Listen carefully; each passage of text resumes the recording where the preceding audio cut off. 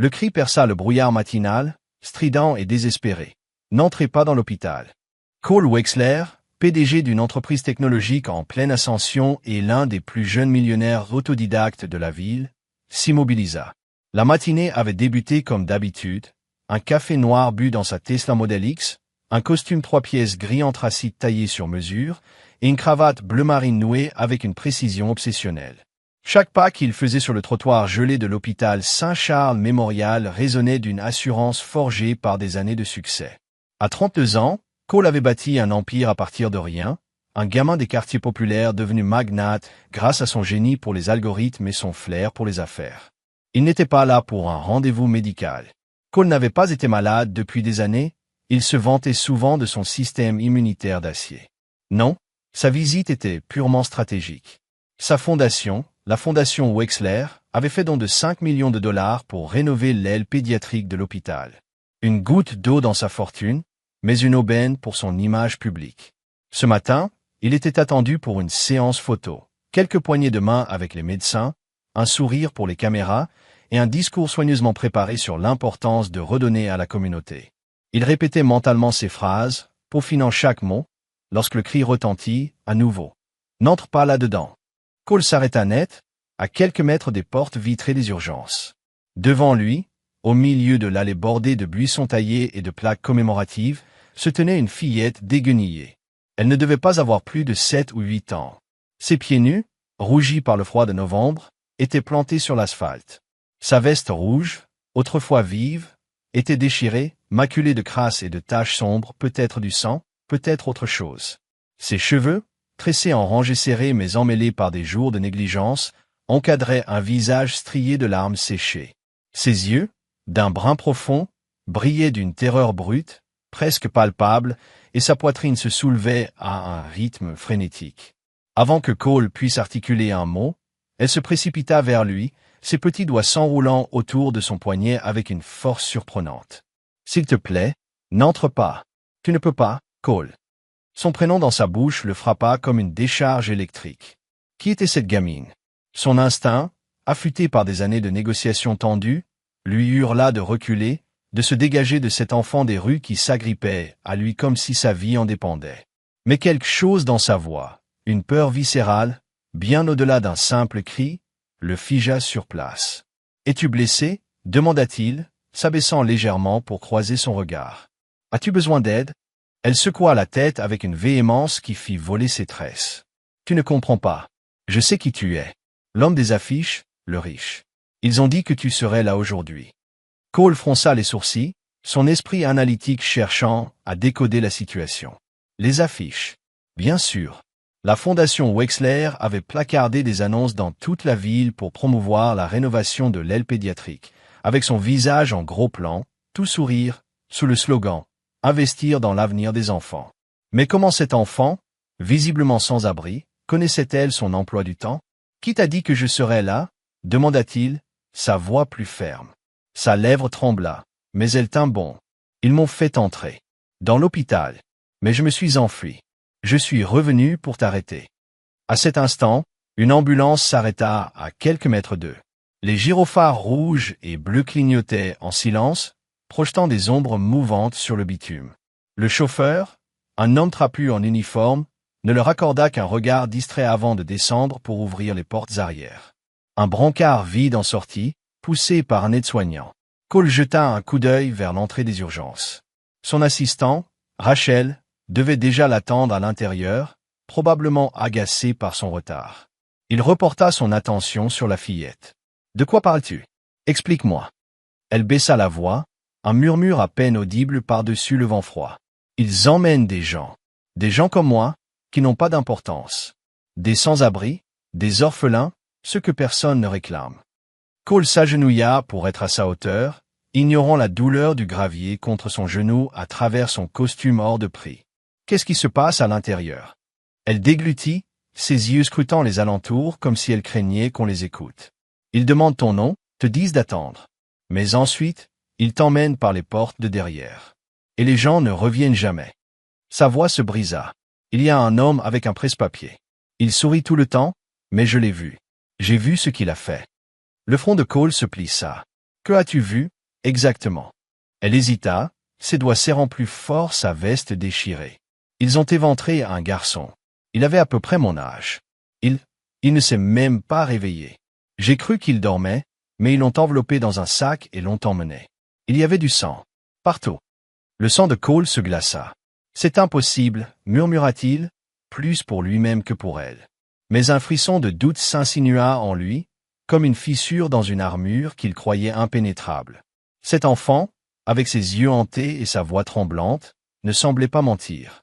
Elle était terrifiée, mais sa terreur semblait ancrée dans une vérité qu'il ne pouvait ignorer. Je ne savais pas ce que c'était au début, ajouta-t-elle, sa voix plus ferme, comme si elle puisait dans une réserve de courage. Mais maintenant, je comprends. Ils prennent des morceaux de gens, pour de l'argent. Des organes. Crois-moi, s'il te plaît. Cole se redressa lentement, son regard glissant vers l'entrée de l'hôpital. Les portes vitrées réfléchissaient le ciel gris, donnant à l'édifice une allure presque clinique, trop propre pour être honnête. Il connaissait le docteur Kaminsky, la directrice du programme pédiatrique, une femme aux yeux chaleureux et au CV irréprochable, diplômée de Johns Hopkins, des années d'expérience, des articles publiés dans des revues médicales prestigieuses.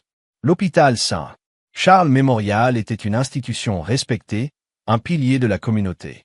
Ce que la fillette décrivait ressemblait à un scénario de film d'horreur, pas à la réalité. Et pourtant, elle connaissait son nom. Et son emploi du temps. Depuis combien de temps étais-tu là-dedans? Demanda-t-il, sa voix plus douce. 1 semaine. Peut-être plus.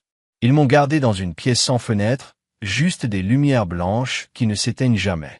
Ils disaient que c'était pour des tests. J'ai fait semblant de dormir quand l'infirmière venait. Mais j'ai regardé par la fente de la porte. J'ai vu des choses que je n'oublierai jamais. Pourquoi t'ont-ils laissé partir? Ils ne m'ont pas laissé partir. Ses yeux s'embuèrent, mais elle redressa le menton. J'ai rampé dans un chariot à linge, sous des draps sales. Quand la porte s'est ouverte, j'ai couru. Mes pieds saignaient, mais je n'ai pas arrêté. J'allais continuer à courir, mais j'ai vu les affiches avec ton visage sur un arrêt de bus. J'ai su qu'il t'attendait aujourd'hui. Cole resta silencieux, son esprit rationnel luttant contre une intuition grandissante. Il avait bâti sa carrière sur des faits, des données, des algorithmes. Mais sous cette façade d'homme d'affaires, il y avait encore le gamin des quartiers pauvres qui savait reconnaître la vérité dans les yeux de quelqu'un qui avait tout perdu. Cette fillette ne mentait pas. Il sortit son téléphone. « Qui appelles-tu » demanda-t-elle, sa voix teintée de panique. « Quelqu'un qui peut vérifier ce que tu dis. » Mais avant qu'il puisse composer un numéro, les portes vitrées de l'hôpital s'ouvrirent avec un chuintement. Le docteur Kaminsky apparut, impeccable dans sa blouse blanche, un presse-papier à la main. Son sourire était radieux, presque trop parfait, comme celui d'un politicien en campagne. Derrière elle, 2 infirmières poussaient un brancard recouvert d'un sac mortuaire noir, ses fermetures éclairs scintillant sous la lumière crue des néons. La fillette recula d'un pas, ses doigts s'enfonçant dans la manche de Cole. « C'est elle, murmura-t-elle, la voix brisée. Celle avec le presse-papier. » Le cœur de Cole s'arrêta. Kaminsky s'avança vers lui, ignorant la fillette. « Monsieur Wexler, nous n'étions pas sûrs que vous arriveriez. Tout est prêt en haut. Quelques photos avec le nouvel équipement IRM dernier cri, grâce à votre générosité. Vous serez libre en 10 minutes. » Cole ne bougea pas. Ses yeux se posèrent sur le sac mortuaire, poussé sans cérémonie vers l'ascenseur de service à l'arrière du hall. « Ce sac, dit-il, sa voix plus tranchante qu'il ne l'avait prévu. Qu'est-ce qu'il contient? » Kaminsky cligna des yeux, son sourire intact mais légèrement crispé. « Oh, juste un patient décédé. Transport de routine. Malheureusement, un décès pédiatrique lié à une complication grippale ce matin. » Cole l'observa, cherchant la moindre faille. Elle ne sia pas, mais il avait passé assez de temps dans des salles de réunion pour reconnaître un mensonge bien rodé. « Où va ce corps? » « À l'étage du coroner, répondit-elle, une pointe de surprise dans la voix. « Si vous vous inquiétez de la logistique, je peux. Je veux voir les dossiers. » coupa-t-il. Nom du patient, cause du décès, date d'admission, détails médicaux. Tout. L'air se chargea d'une tension presque palpable. Le sourire de Kaminsky vacilla, un éclat fugace dans ses yeux. Ce n'est pas quelque chose que nous partageons habituellement, même avec des donateurs aussi généreux que vous. Cole brandit son téléphone, son pouce planant au-dessus de l'écran. Alors j'attendrai que la police pose la question. Les yeux de Kaminsky s'assombrirent, un changement si subtil que la plupart ne l'auraient pas remarqué. Mais Cole, qui avait appris à lire les micro-expressions dans les négociations à plusieurs millions, le vit. « Monsieur Wexler, peut-être pourrions-nous discuter à l'intérieur, loin du froid. » « Je n'irai pas à l'intérieur. » Un silence lourd s'installa. Cole, sans se retourner, s'adressa à la fillette. « C'est le médecin dont tu parlais. » Elle ne répondit pas à voix haute. Elle se contenta de serrer sa veste plus fort, son corps tremblant contre le sien. C'était une réponse suffisante. Il composa le 911. « Oui, je dois signaler une activité suspecte à l'hôpital Saint-Charles Mémorial. Potentiellement liée à une mise en danger d'enfants, ou pire. Envoyez une équipe immédiatement. » La posture de Kaminsky changea, son sourire s'effaçant comme une lumière qu'on éteint. « Vous n'avez aucune idée de ce que vous faites, monsieur Wexler. »« Non, répondit-il, la voix glaciale. Je crois que si. » Les autorités arrivèrent en moins de 10 minutes, leur sirène déchirant le silence du matin. Cole avait déjà contacté le chef de la sécurité de l'hôpital, un ancien militaire nommé Harris, et lui avait ordonné de verrouiller les sorties de service. Il suspendit immédiatement tout financement de la fondation Wexler et mit fin à toute collaboration avec l'hôpital. Les enquêteurs recueillirent le témoignage de la fillette, prirent le sac mortuaire comme pièce à conviction et arrêtèrent le docteur Kaminsky, menottes au poignet, sous le regard médusé du personnel. L'enquête qui suivit révéla une vérité glaçante. L'hôpital Saint-Charles Mémorial, sous la direction de Kaminsky et d'un réseau de complices, opérait un trafic d'organes clandestins depuis des années. Il ciblait les plus vulnérables, enfants sans abri, orphelins, patients sans famille. Les dossiers falsifiés mentionnaient des complications médicales ou des décès naturels, mais les autopsies racontaient une autre histoire. Les organes, vendus au marché noir, rapportaient des millions à une élite corrompue. La fillette, prénommée Nia, fut placée sous protection. Son histoire émergea peu à peu.